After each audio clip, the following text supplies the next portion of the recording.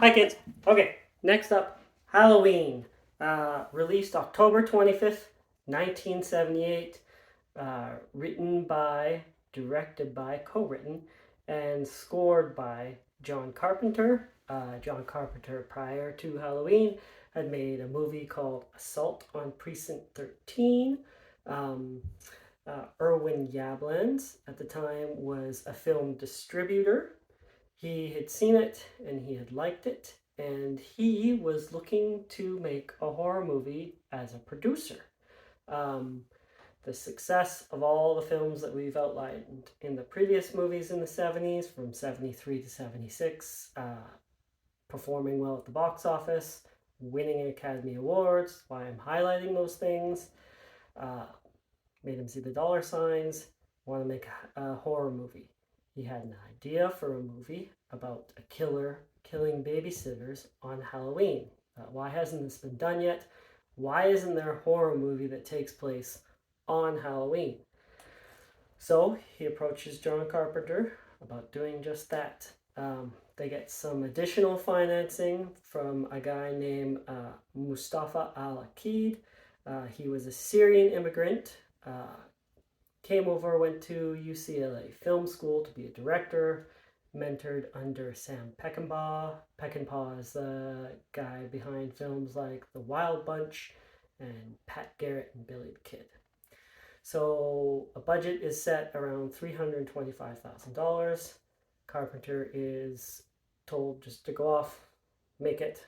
All it has to be is about a killer killing babysitters on Halloween. So he goes off to write it with his then girlfriend, Deborah Hill. Deborah Hill he had met on Assault on Precinct 13.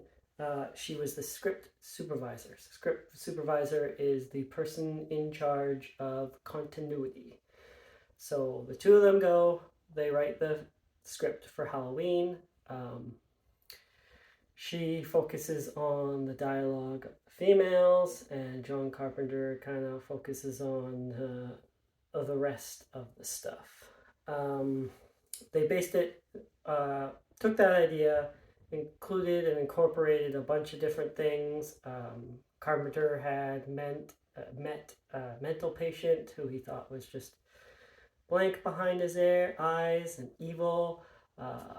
They tried to incorporate some of the ideas of Samhain. That's where Halloween is based from, the holiday, not the movie.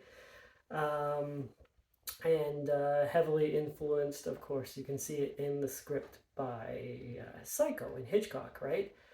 Mentioned before, Sam Loomis is from Psycho, the name. What else? There's Tommy Doyle.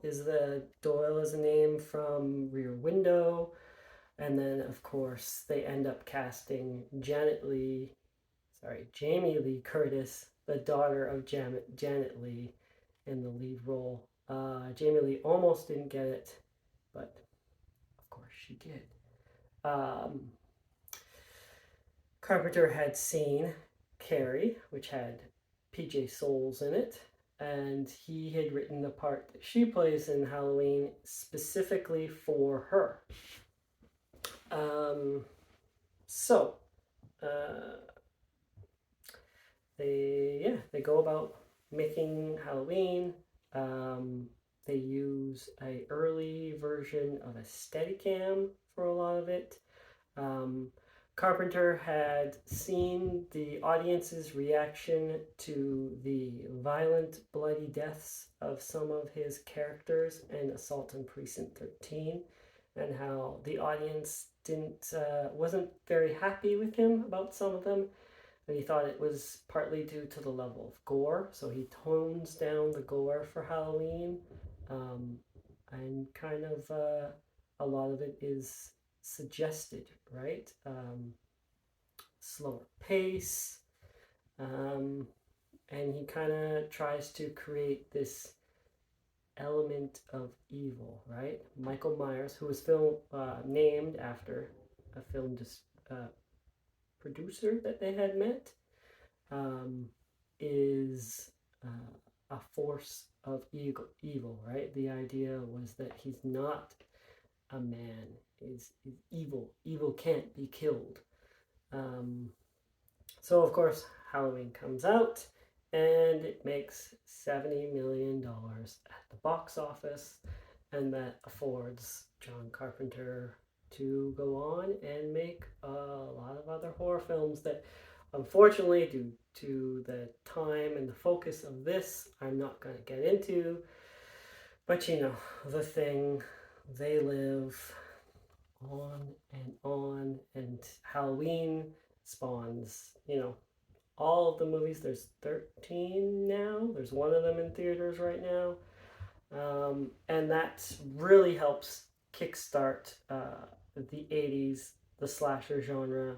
You get copycat films that I'll talk a little bit about in some coming videos, like Friday the 13th, that are just taking the, hey, a killer on a holiday. What other holidays are there? Let's do it. And there's countless knockoffs. But Halloween, instrumental in the slasher genre, instrumental in what happens in the 80s. So that's that one. Next video is going to jump to 1980, and it will be the counterpoint to the Carrie video. Thanks, guys. Like, subscribe. See you then.